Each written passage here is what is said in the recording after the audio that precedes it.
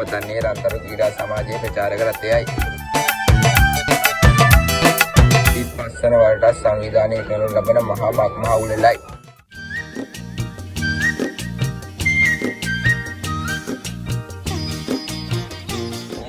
ගම හරහා දිවීම, ඉන්දිකටුවට නූල දැමීම, අලියාට ඇස තැබීම ඇතුළු ජන ක්‍රීඩා රැසක් සමගින් බක්මස 15 වන රිවිදින දවස පුරා ගමේ වැව්තාවුල්ලේදී පැවැත්වේ.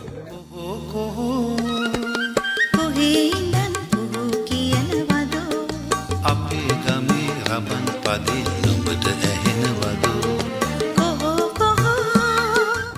ඒ සඳහා ඔබ සැමට ආරාධනා. අතුවක සැනේ කාගෙත් සිත්